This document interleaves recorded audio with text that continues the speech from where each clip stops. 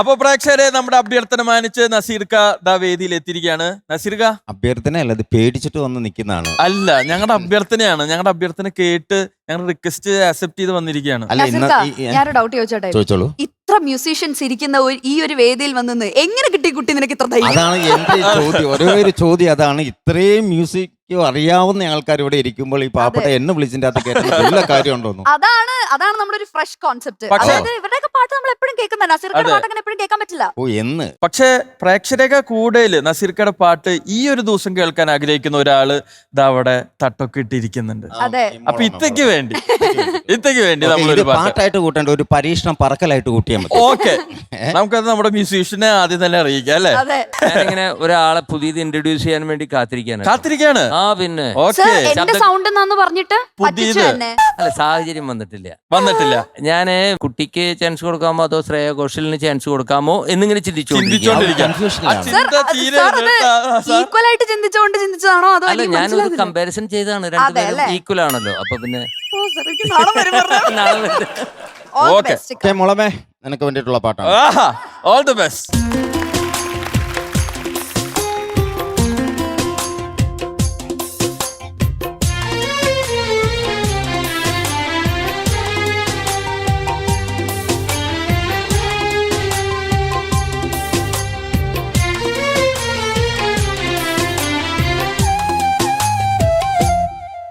ഒരു പൂ തന്നാൽ നീ എൻ്റെ കൂടെ പോരുമോ? ഞാൻ കൂട്ടിവെച്ച കൂട്ടിൽ നീ കുയിലായി പാടുമോ? നീ എന്നിണയായി കൂടുമോ? ഒരു പൂ തന്നാൽ നീ എൻ്റെ കൂടെ പോരുമോ? ഞാൻ കൂട്ടിവെച്ച കൂട്ടിൽ നീ കുയിലായി പാടുമോ? നീ എന്നിണയായി കൂടുമോ?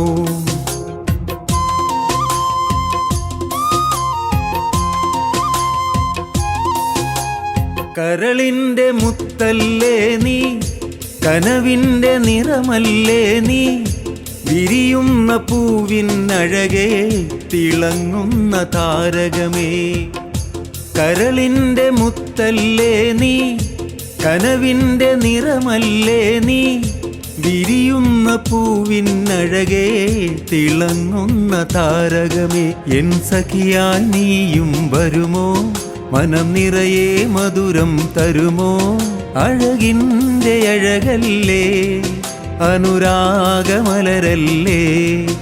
അഴകിൻ്റെ അഴകല്ലേ, അനുരാഗമലരല്ലേ. ഒരു പൂ തന്നാൽ നീ എൻ്റെ കൂടെ പോരുമോ? ഞാൻ കൂട്ടിവെച്ച കൂട്ടിൽ നീ കുയിലായി പാടുമോ? നീ എന്നിണയായി കൂടുമോ?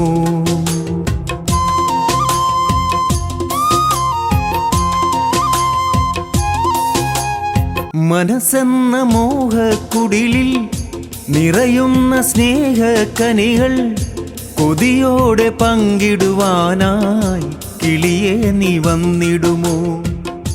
മനസ്സെന്ന മോഹക്കുടിലിൽ നിറയുന്ന സ്നേഹക്കനികൾ കൊതിയോടെ പങ്കിടുവാനായി കിളിയെ നീ വന്നിടുമോ? നിൻ സ്നേഹമെനിക്കായി തരുമോ? ചിരകാലം കൂട്ടിനു വരുമോ? പ്രണയം പകുത്തു തരാ, ഹൃദയം നിനക്കു തരാ. പ്രണയം പകുത്തു തരാ, ഹൃദയം നിനക്കു തരാ. ഒരു പൂ തന്നാൽ നീ എൻ്റെ കൂടെ പോരുമോ? ഞാൻ കൂട്ടിവെച്ച കൂട്ടിൽ നീ കുയിലായി പാടുമോ? നീ എന്നിണയായി കൂടുമോ?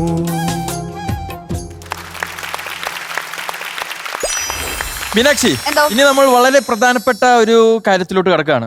ഇപ്പൊ നമ്മൾ പ്രണയത്തെ പറ്റിയാണല്ലോ സംസാരിച്ചുകൊണ്ടിരിക്കുന്നത്. അപ്പോ ഇവരുടെ സംസാരം കേട്ടിട്ട് ഇവരെല്ലാരും പ്രണയത്തിൽ ആശാമാരായിട്ട് വരും അല്ലേ? നമ്മുടെ ആശാമാരായിട്ട് വരും. അത് കലക്കിയത്. സർ, ആശാന്റെ കാര്യത്തെ കുറിച്ച് പറയുമ്പോഴാണ് ഇവിടെ കുറച്ച് പേര് വന്നിട്ടുണ്ട്. അതായത് February 5 റിലീസായ നമ്മുടെ ഏറ്റവും പുതിയ സിനിമയാണ് ആശാൻ. വളരെ സക്സസ്ഫുൾ ആയിട്ട് ഇപ്പൊ തിയേറ്ററുകളിൽ ഓടിക്കൊണ്ടിരിക്കുകയാണ്. ആശാൻ മൂവിയുടെ പ്രൊമോഷന്റെ ഭാഗമായിട്ട് ഇവിടെ 3 പേരെത്തിയിട്ടുണ്ട്. Let's welcome Sooraj Santhosh, Ebin and Jomon.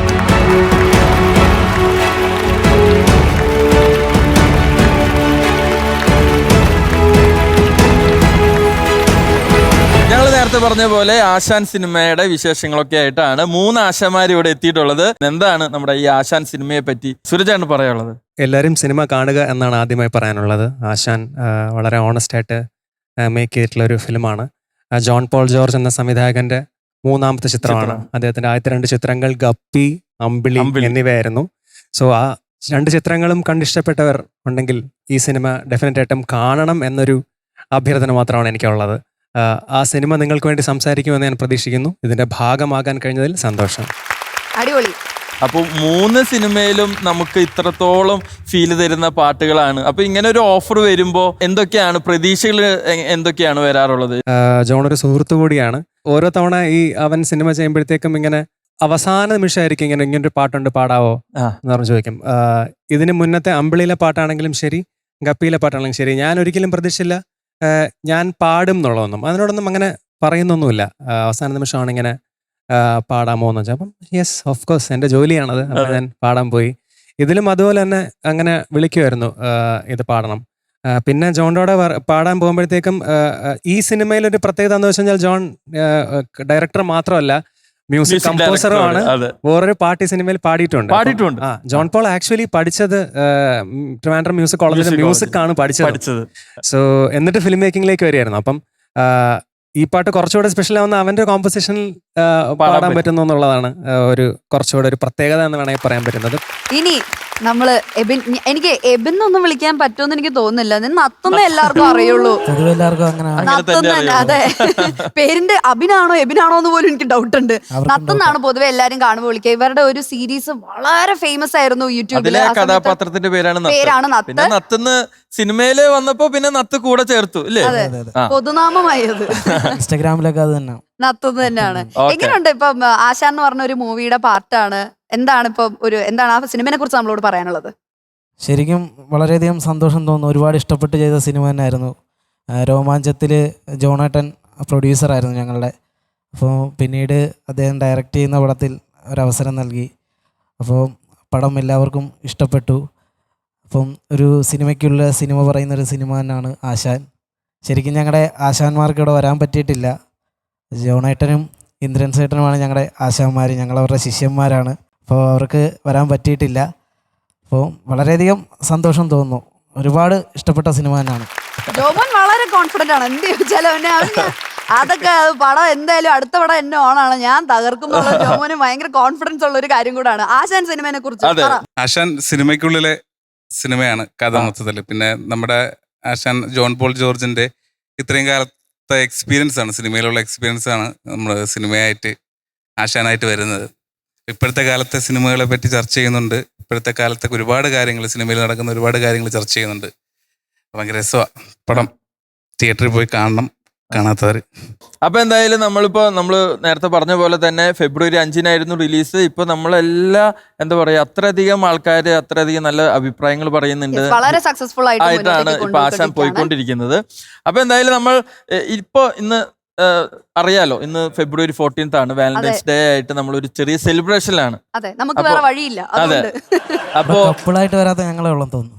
അതെ, ഞങ്ങളും സിംഗിളാ. നീ കപ്പിളാണപ്പോ? ഞങ്ങള് മുക്കിള. എന്തായാലും കപ്പിളായിട്ട് വരാത്തതിന്റെ വിഷമം നത്തിനുള്ള സ്ഥിതിക്ക് അവനോട് വിഷമമൊന്നുമില്ല, ഒരു ചെറിയ ദുഃഖമുണ്ട്.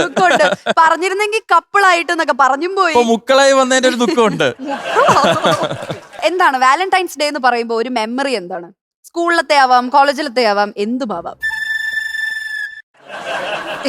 സ്കൂളിലും കോളേജിലും ഉണ്ടെന്ന്. രണ്ടിടത്തും ഉണ്ട്. ഗ്രീറ്റിംഗ് കാർഡ് കൊടുക്കാൻ, മറ്റേ തുറക്കുമ്പം സൗണ്ടൊക്കെ കേൾക്കുന്ന, ട്യൂണ് കേൾക്കുന്ന സാധനമൊക്കെ. അതായിരുന്നു മെയിൻ. അതെ, പ്രാവൊക്കെ ഇങ്ങനെ മറ്റേ ജനുവരിയിൽ ആ പാട്ടൊക്കെ കേൾക്കുന്ന പാട്ട് അതൊക്കെ മേടിച്ചിട്ടുണ്ട്. പക്ഷെ കൊടുത്തിട്ടില്ല, കൊടുക്കാൻ പറ്റിയിട്ടില്ല. ധൈര്യം വന്നിട്ടില്ല. ചുമ്മാ കൂട്ടുകാരെ പറ്റിക്കാൻ വേണ്ടി അത് തന്നെയാന്ന് പറഞ്ഞെടുത്ത് വയ്ക്കും. ഓ, നിനക്ക് കിട്ടിയതാന്ന് പറഞ്ഞെടുത്ത് വയ്ക്കല്ലേ? അത് ശരി. എന്നിട്ട് വേറെ ആർക്കും ഇതുവരെ കൊടുക്കാൻ പറ്റിയിട്ടില്ല. ഇല്ലില്ല അപ്പൊ വാലന്റൈൻസ് ഡേ ആഘോഷിച്ചിട്ടില്ല. ഇല്ല, ഇതുവരെ ആഘോഷിച്ചിട്ടില്ല വാലന്റൈൻസ് ഡേ. കാരണം എന്ന് വെച്ചാൽ അത് പറയാൻ പോലും പറ്റത്തില്ല, അതാണ് പ്രശ്നം. അപ്പൊ ഞാൻ കൊല്ലത്തും, പുള്ളിക്കാരി അങ്ങ് കാസർഗോഡ്. അപ്പൊ ഉണ്ടായിരുന്നു. അത് ശരി, അത് ഞങ്ങള് ചോദിച്ചില്ലല്ലോ, അപ്പോഴത്തേക്ക് പറഞ്ഞു. സിംഗിളല്ലല്ലോ, സിംഗിളല്ലെങ്കിൽ പിന്നെ ആഘോഷിക്കാൻ പറ്റത്തില്ലല്ലോ. അപ്പം ഞാൻ കൊല്ലത്തും, പുള്ളിക്കാരി അങ്ങ് കാസർഗോഡ്.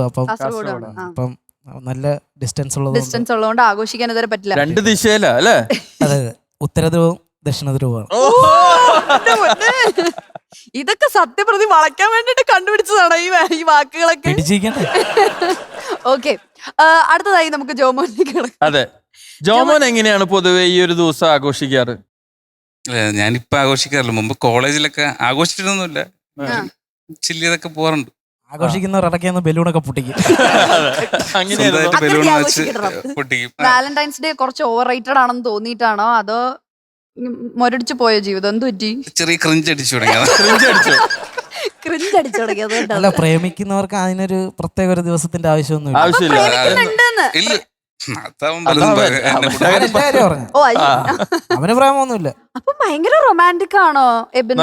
കാണാനൊരു ലുക്കില്ല, ഉള്ളിലൊരു കാമുകനുണ്ട്. അപ്പൊ നമ്മളിപ്പോ വാലന്റൈൻസ് ഡേയുടെ ഫ്ലോറിൽ നിൽക്കുകയാണല്ലോ. പിന്നെ ജോമോനാണെങ്കില് ലൈഫിൽ ക്രിഞ്ച് ആണെങ്കിലും അതെ, മറ്റേ ഓൺ സ്ക്രീനിൽ ഒരു സ്പെഷ്യലിസ്റ്റ് ആണ്. അതെ, സ്പെഷ്യലിസ്റ്റ് ആണ്. നമുക്ക് ജോമോന്റെ ഒരു 2 വരി പിക്കപ്പ് ലൈൻ കേൾക്കാൻ ആഗ്രഹമുണ്ടോ? നിങ്ങൾക്ക് ആഗ്രഹം ഉണ്ടെങ്കിൽ കൈയടിക്ക്, തല കുലിക്കാൻ പോരാ. പല്ല് തേക്കാൻ ബ്രഷ്, നിന്നെ കാണാൻ റഷ്, നീ എൻ ക്രഷ്. അരെ വാ, മീനാക്ഷിക്ക് ഉണ്ടോ എന്തെങ്കിലും പറയാൻ? ഞാൻ നിന്നോട് പറയാം. ഒതളങ്ങാത്തുരുത്തിൽ നീ നത്ത്, നിനക്ക് ഞാൻ തരാം ഒരു കത്ത്, നീ ആകുമോ എൻ സ്വത്ത്.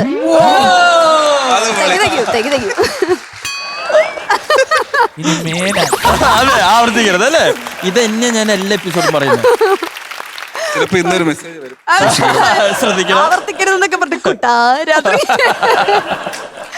അപ്പൊ എന്തായാലും നമ്മള് ഈ ഒരു ദിവസം ഇവരുടെ പിക്കപ്പ് ലൈൻ കേട്ടു, നത്തിന്റെ മറ്റേ റൊമാൻറ്റിക് കഥകൾ കേട്ടു.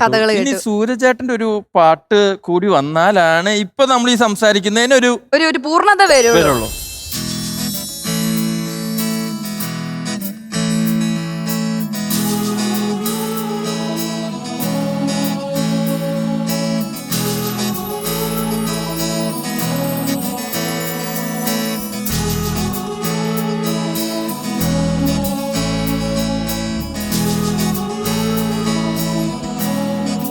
കുഞ്ഞിക്കവിൾ മേഘമേ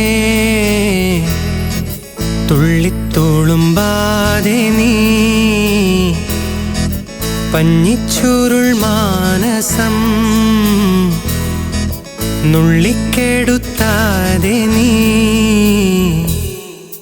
വെറുമൊരു തൂവൽ കൊണ്ടു മുറിയും ചെറുമൂന നോക്കുകൊണ്ടു വിളറും ഒരു നേർത്ത പൈതലിൻ്റെ മുഖമേ, വിങ്ങിപ്പിടയാതെ നീ,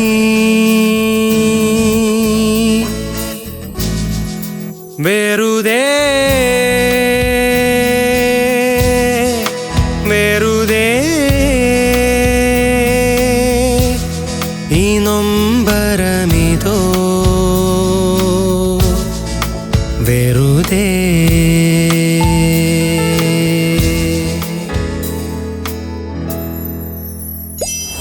യുവ മൃദുല, സുഖാണോ രണ്ടാൾക്കും? അടിപൊളി. ഓക്കെ, ഞങ്ങളിങ്ങനെ ചോദിക്കായിരുന്നേ, ഫെബ്രുവരി 14th ഒക്കെ ആണല്ലോ, അപ്പൊ എന്താണ് ലവിന്റെ ഡെഫിനേഷൻ എന്നൊക്കെ എല്ലാവരോടും ചോദിച്ചു വരായിരുന്നു. എന്താ നിങ്ങളുടെ അഭിപ്രായം? യുവ പിന്നെ ഒരു ചോക്ലേറ്റ് ബോയ് ലുക്ക് ഒക്കെ ഉണ്ട്, ചെറുക്കണ്ട നുണക്കുഴിയൊക്കെ ഉണ്ട്, ഒരു കൊച്ചു സുന്ദരൻ. എങ്ങനെയാണ് യുവ ജീവിതത്തിലും ആ റൊമാൻസ് നിലനിർത്താറുണ്ടോ? ഇല്ല.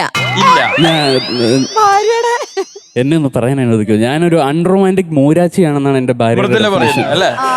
പക്ഷെ എന്നെ സംബന്ധിച്ചിടത്തോളം ഞാൻ എന്റെ റൊമാൻസ് കാണിക്കുന്നുണ്ട്. എന്റെ ഒരു ലെവൽ, ഓരോരുത്തർക്കും ഓരോ ലെവലോ ആണല്ലോ. അപ്പൊ എന്റെ ഹൈ ലെവലാണ് ആളുടെ ലോ ലെവല്. അപ്പൊ നമ്മളത് തുടക്കം മുതലേ നമ്മൾ സംസാരിച്ച് കോംപ്രമൈസ് ചെയ്തിട്ടുണ്ട്. അവള് ലെവല് കുറച്ചു, ഞാൻ കുറച്ച് ലെവല് കൂട്ടി. ഇപ്പൊ ഏകദേശം ഒരു ഇക്വിലിബ്രിയത്തിൽ പൊക്കൊണ്ടിരിക്കുകയാണ്. ബാലൻസ് ഉണ്ട് ഇപ്പൊ. എന്താണ് യുവയുടെ ലവ് ലാംഗ്വേജ്? എന്താണ്? ഞാൻ കാണിച്ചു തരട്ടെ. കുഞ്ഞുട്ടാ എന്റെ മുത്തേ ഇതൊക്കെയാണ് ലവ് ലാംഗ്വേജ്. ലവ് ലാംഗ്വേജ് വേദനിപ്പിച്ചോണ്ടാണ് സ്നേഹിക്കുന്നത് അല്ല അങ്ങനെയല്ല, ഇഷ്ടം വരുന്ന സമയത്ത് നമുക്ക് പ്രകടിപ്പിക്കാൻ വേറെ വഴിയൊന്നുമില്ലല്ലോ. ഇങ്ങനെയൊക്കെ തന്നെ കാണിച്ചിട്ട് പെണ്ണുങ്ങൾക്കാണെന്നുണ്ടെങ്കിൽ എന്താ ജസ്റ്റ് ഒരു ലുക്ക്, അങ്ങനത്തെ ചെറിയ ചെറിയ സംഭവങ്ങൾ മതി അവർക്ക്. ക്യൂസ് വെച്ചിട്ട് ആ അടി ഒരു ഉമ്മയായിട്ട് കൊടുത്തൂടെ? മാനേജ് ചെയ്യാൻ പറ്റും. ഉമ്മ കൊടുക്കാറുണ്ട്. ഏറ്റവും കൂടുതൽ എനിക്ക് തോന്നുന്നു ഇവിടെ നമ്മുടെ സ്റ്റാർ മാജിക്കിന്റെ ഫ്ലോറിൽ ലൈവായിട്ട് ഉമ്മ കൊടുത്തിട്ടുള്ളത് ഞാനാണ്. വേറെ ഒരു കണ്ടസ്റ്റൻസ് അത്രയും ഉമ്മ കൊടുത്തിട്ടുണ്ടാവില്ല. എന്നാ പിന്നെ നമ്മുടെ അൻപോട് വാലന്റൈനും വേണം ഒരു ഉമ്മ. ആർക്കാ ഉമ്മ വേണ്ടേ? അപ്പൊ എന്തായാലും നമ്മുടെ ഈ ഒരു ഫ്ലോറിൽ വെച്ച് ഇതിനു മുമ്പ് ഒരു ഉമ്മ കൊടുത്തിട്ടുള്ളതാണ്. അപ്പൊ ഇവർക്ക് അതൊരു പുത്തിരിയല്ല. നിങ്ങൾ കംഫർട്ടബിൾ ആണെങ്കിൽ ഞാൻ നിർബന്ധിക്കില്ല. എവിടെയാന്നോ? അതെ, മൃദുല എവിടെയാന്നൊക്കെ കവള് വരെ ഇവിടെ അത്രയൊക്കെ പെർമിറ്റ് ചെയ്യത്തുള്ളൂ ഞങ്ങള്. കവള് വരെ മാക്സിമം. അതാണ്, കവള് വരെ മാക്സിമം ഉള്ളൂ. Okay, ready? റെഡി.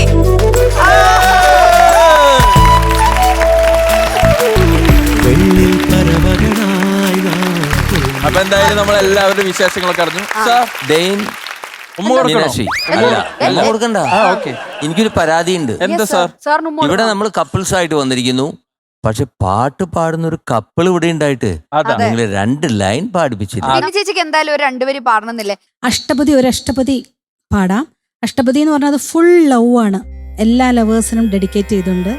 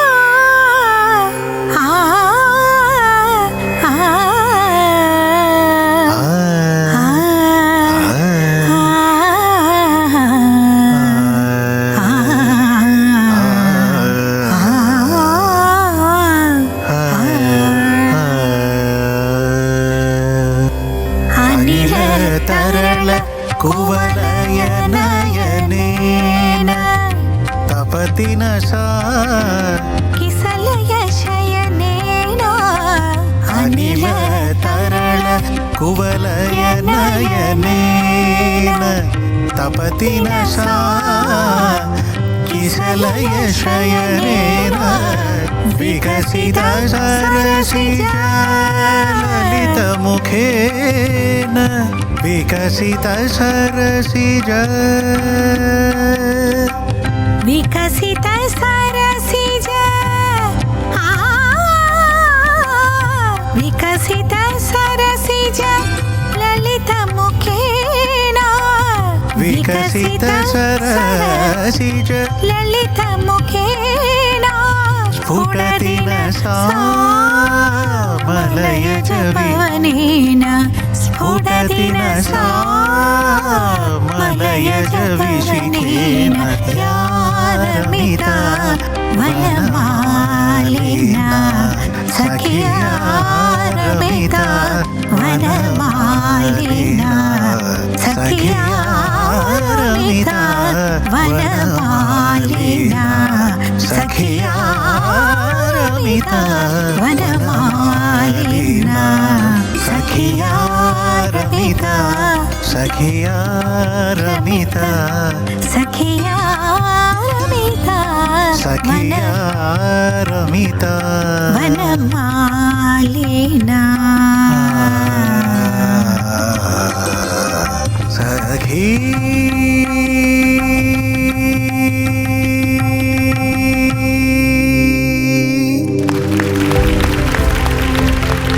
ഇതാണ് റിയൽ കപ്പിൾ, റിയൽ ഡുവറ്റ്. ട്രിവാൻഡ്രത്ത് വിമൻസ് കോളേജിൽ പഠിച്ചുകൊണ്ടിരിക്കുകയാണ്. അന്ന് +1 തൊട്ട് MA വരെ അവിടെയാണ് മ്യൂസിക് മെയിൻ എടുത്ത് പഠിച്ചുകൊണ്ടിരുന്നത്. അപ്പോൾ അന്ന് യൂണിവേഴ്സിറ്റി യൂത്ത് ഫെസ്റ്റിവൽസ് നടക്കും. അപ്പം നിങ്ങൾക്കറിയാലോ, ഞാൻ എപ്പോഴും കോമ്പറ്റീഷൻ 5 വയസ്സ് തൊട്ട് കൂടണം. അങ്ങനെ സ്റ്റേറ്റിൽ കലാതിലകമായിരുന്നു 89-ല്. അങ്ങനെ യൂണിവേഴ്സിറ്റി വന്നപ്പോൾ അവിടെ ക്ലാസിക്കൽ മ്യൂസിക്, ലൈറ്റ് മ്യൂസിക് ഇതിന് പ്രൈസ് കിട്ടിക്കൊണ്ടിരുന്നു. അപ്പം ക്ലാസിക്കൽ മ്യൂസിക്കിൽ ഫീമെയിലിൽ എനിക്ക് ഫസ്റ്റ്, മെയിലിൽ പുള്ളിക്കുമാണ് ഫസ്റ്റ്.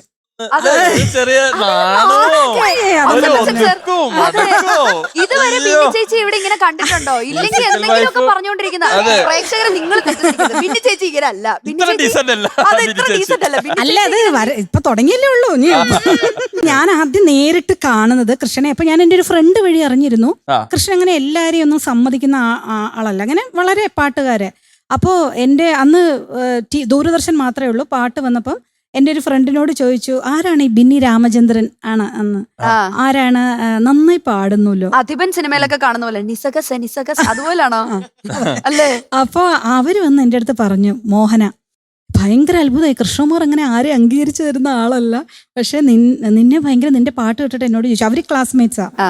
അപ്പൊ ഞാൻ എൻ്റെ മനസ്സിൽ ഒരു ലഡ് പൊട്ടി. അത് കഴിഞ്ഞാണ് യൂണിവേഴ്സിറ്റി യൂത്ത് ഫെസ്റ്റ്, അപ്പോൾ ഡിഗ്രി ഫസ്റ്റ് ഇയർ. ഞാൻ പാടിക്കൊണ്ടിരുന്നപ്പോഴാണ് കൃഷ്ണൻ എൻ്റർ ചെയ്യുന്നത്. കാരണം ഫീമെയിൽ കോമ്പറ്റീഷൻ കഴിഞ്ഞാണ് മെയിലിൻ്റെ സ്റ്റാർട്ട് ചെയ്യണത്. അപ്പോൾ അദ്ദേഹം പങ്കെടുക്കാൻ വന്നു. അപ്പോൾ അന്ന് ഞങ്ങൾക്ക് പ്രൈസ് കിട്ടി. അവിടെ വെച്ചാണ് ഫസ്റ്റ്, ഹലോ ബിന്നി, ഞാൻ കൃഷ്ണകുമാർ. അത് ഞാൻ ഇന്നും മറക്കില്ല. കൃഷ്ണന് ഓർമ്മയില്ല, ഞാനാണ് ഇതൊക്കെ ഓർത്തു വെക്കണേ. ഇവരാണുങ്ങൾക്ക് ഓർമ്മയില്ലാത്ത ആൾക്കാർ. നമുക്ക് ഓർമ്മിപ്പിക്കാം. ഹാർഡ് ഡിസ്ക് കപ്പാസിറ്റി കൂടുതലാണ്. ഇല്ല, നമുക്കത് ഇപ്പൊ ഓർമ്മിപ്പിക്കാം. കൃഷ്ണൻ ചേട്ടാ, നമുക്ക് ആ ഫസ്റ്റ് മീറ്റ് ചെയ്തത് എങ്ങനെയാണെന്ന് ബിന്നി ചേച്ചി ഒരു സ്റ്റേജിലാണ് പരിചയപ്പെട്ടത്, ഇന്നൊരു സ്റ്റേജിലാണ്.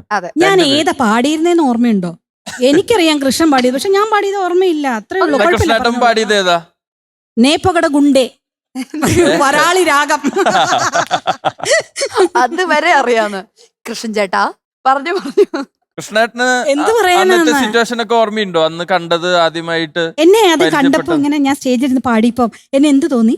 ഒരു പൂവിരുന്ന് ഇങ്ങനെ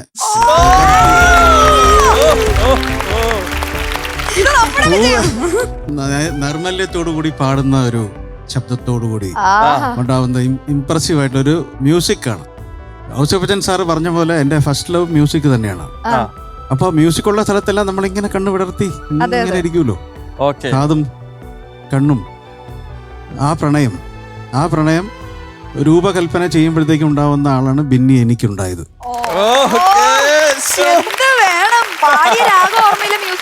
പക്ഷെ എന്നാൽ ഇത്രയും റൊമാൻറ്റിക് ആയിട്ട് സംസാരിക്കുന്നില്ല ബിന്നി ചേച്ചി.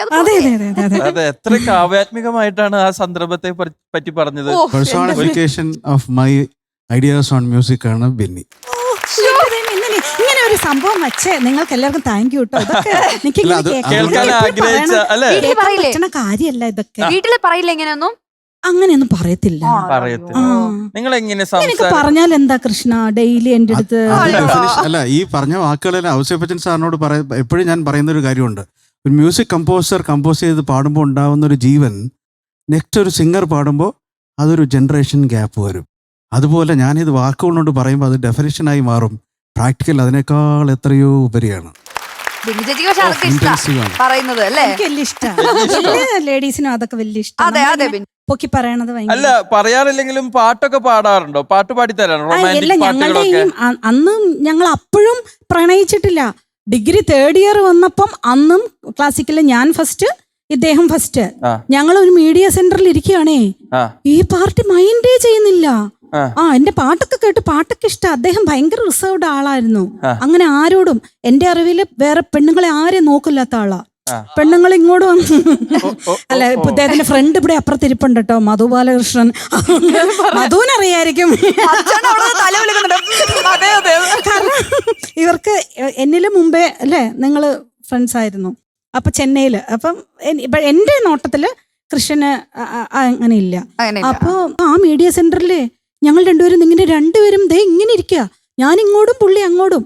അപ്പൊ ഞാൻ ഹായ്, ഉടനെ ഹായ്, കൺഗ്രാചുലേഷൻസ്. ഞങ്ങൾ രണ്ടുപേരും ഫസ്റ്റ് ആയതുകൊണ്ട് ഇന്റർവ്യൂ ചെയ്യാൻ വിളിച്ചിരിക്കുക. Congratulations, thank you, congratulations. അത്രേ ഉള്ളടേ. എന്തൊരു മനുഷ്യനാ അയ്യേ ഈ മനുഷ്യന്.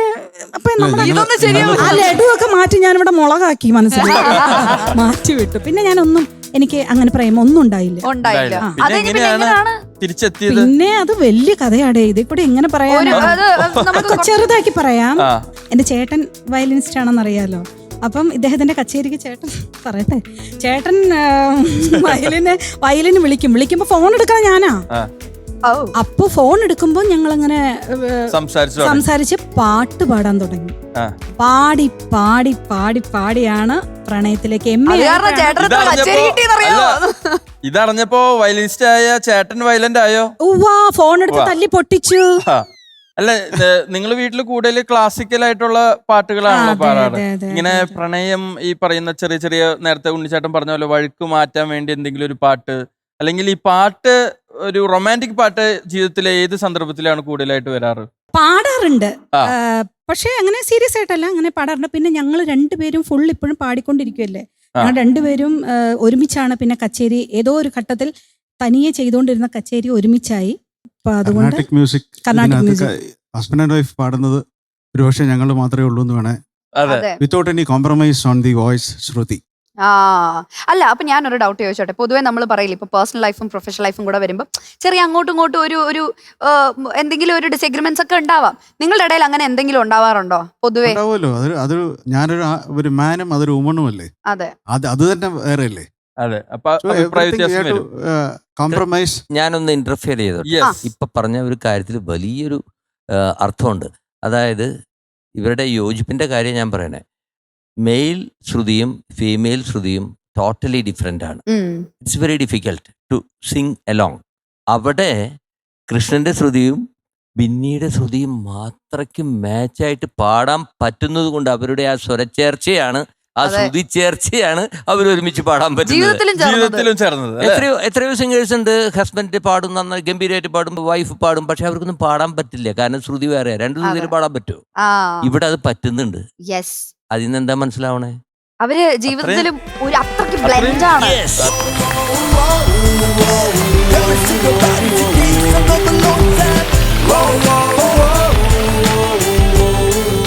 നമ്മൾ നേരത്തെ പറഞ്ഞതുപോലെ ഒരു ഇരട്ടി മധുരത്തിന് വേണ്ടിയിട്ട് നമ്മൾ ഈ സന്തോഷത്തിൽ ഒരു കേക്ക് കട്ട് ചെയ്യാൻ വേണ്ടിയിട്ട് പോവാണ്. So please.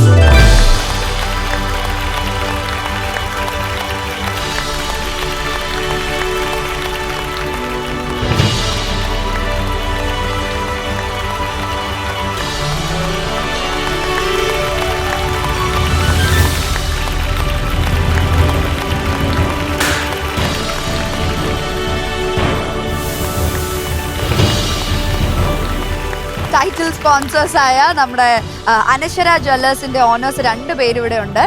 Preena and Anuraj. 2 പേരും നമ്മുടെ ഇന്നിവിടെ പ്രസന്റ് ആയിരിക്കുന്ന എല്ലാവർക്കും വേണ്ടിയിട്ട് 5,000 rupees ഈച്ച് ഗിഫ്റ്റ് ചെയ്യുന്നുണ്ട്. അപ്പൊ നമുക്ക് ഇപ്പോഴത്തേക്ക് തൽക്കാലം എല്ലാവർക്കും കൂടെ ആയിട്ട് ഒരൊറ്റ ഗിഫ്റ്റ് വൗച്ചർ കൊടുക്കാം. അതിനുശേഷം നിങ്ങൾ മാറി നിന്നിട്ട് എല്ലാവർക്കും ഓരോന്നോരോന്ന് കൊടുക്കും. Okay okay.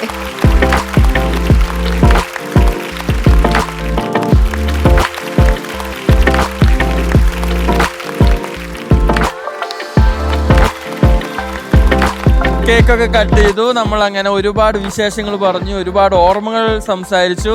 അങ്ങനെ കളറായി മൊത്തത്തില് കളറായി. ഇനി നമ്മൾ കേക്ക് കഴിക്കാനുള്ള സമയമാണ്. കേക്ക് കഴിക്കാനുള്ള സമയം എന്ന് പറഞ്ഞാൽ നമുക്ക് ആർക്കും സംസാരിക്കാൻ പറ്റില്ല. അതുകൊണ്ട് തന്നെ നമ്മൾ ഇന്നത്തെ ഷോ വൈൻഡപ്പ് ചെയ്യാൻ വേണ്ടി പോവാണ് സാർ. നമുക്ക് ആസ്വദിച്ച് കേക്ക് കഴിക്കാം. എന്ത് പറയുന്നു? അപ്പൊ ഇന്നത്തെ എപ്പിസോഡ് ഇവിടെ അവസാനിക്കുകയാണ്. This is Anaswara jewellers onboard valentine powered by Rajakumari group.